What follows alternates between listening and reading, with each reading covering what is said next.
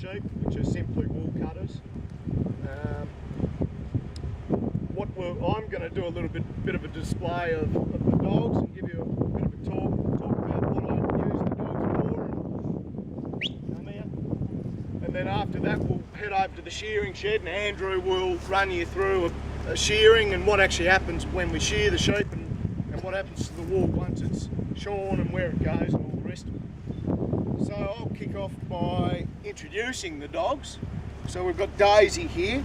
She's a purebred border collie. She's about 2.5 years old, so she's fully trained now and ready to go.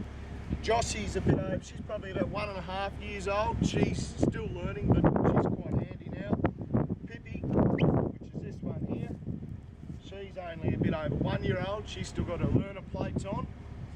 And Millie's my veteran. She's about six or 7 years old. And yeah, she's fully trained and she sort of helps teach the young ones as well.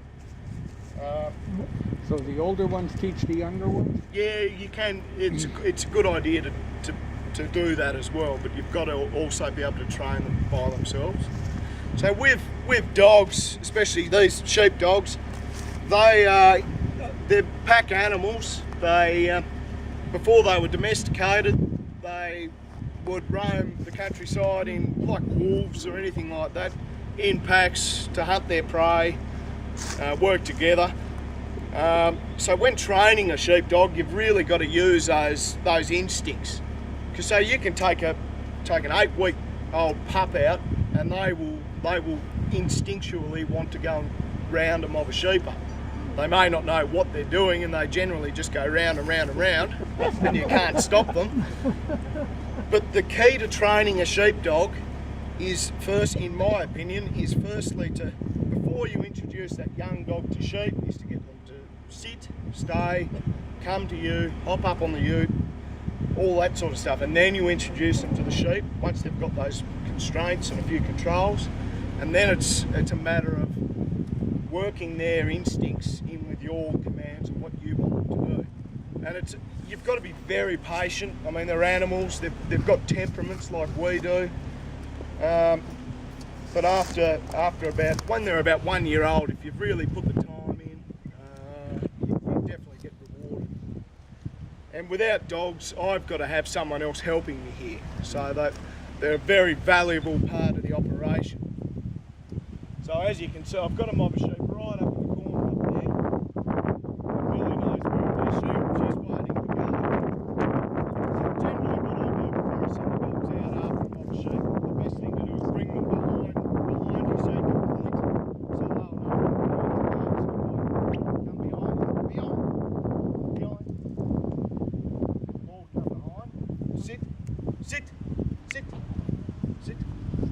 And I've also got another, I use both whistle and verbal commands, depending on if you're a long way out the paddock. You lose your voice very quickly if you're yelling all day, so you've got to use a bit of whistle and verbal when they're in place. So I can, and another trick is sit. Is a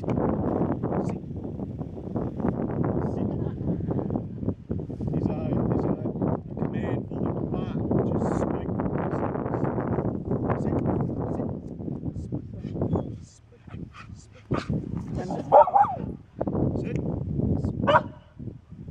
She doesn't know it yet, she's too young, but Jossie will do it. Sit. So, Speak. Jossie, speak. No, she doesn't want to today. Anyway, we will they're already off. They want to go, man. This is fun. Go, look at them go. Look at them go. Look at these twins. They shoot. You're going to tell them to come over here. And then they freeze the shoot.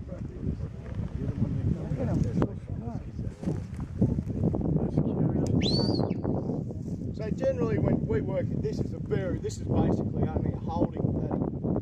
So in our bigger paddocks, we generally would have mobs of about 1,000 sheep. So when you cast your dogs like that, they really need to scout for that. They need to follow the fence lines and really work to look for mobs of sheep. You're generally out there as well.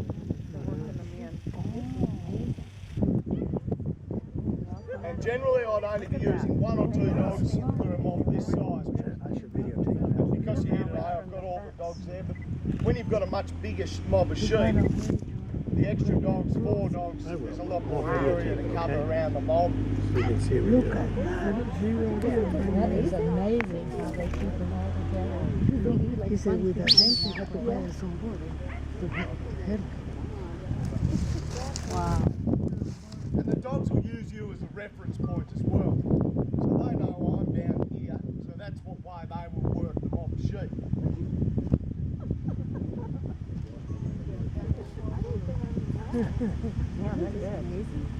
And the dogs are flat out just working the edges of the mob, making sure they all stay together.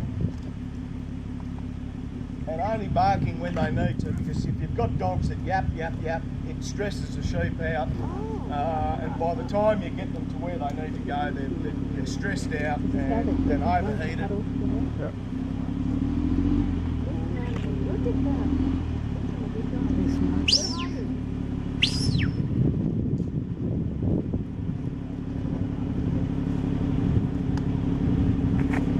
So when the dogs are that far away, it's really important to have a whistle command, because if you can't whistle or you don't have a little a metal whistle or anything like that, by the end of the day you can't talk.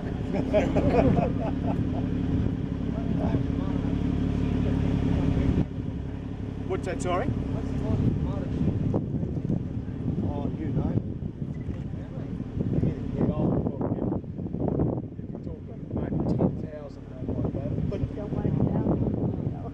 Oh, yeah. Get into their little circle. Try to get into their little circle. No. Oh, yeah. I enjoy pushing it. No, look, for us, yeah, no. And also, a lot of people in Tassie still use horses for cattle, but for sheep,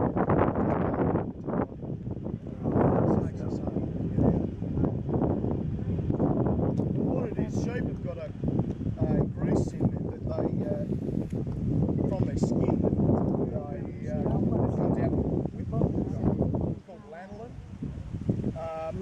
And what that does, that'll sit on the tip of the porch, and that'll keep any of this dust or anything out. So as you when we go over the sheep, you'll be able to see in the fleece of the sheep, it's all white. And that grease keeps the wool, the dust, the water and everything out. Look at that, look at that, look at that. See that? And when one, We'll always bring the sheep to you. yeah, well, or you can get them to push them away with you. So yeah, a lot of people think that sheep are generally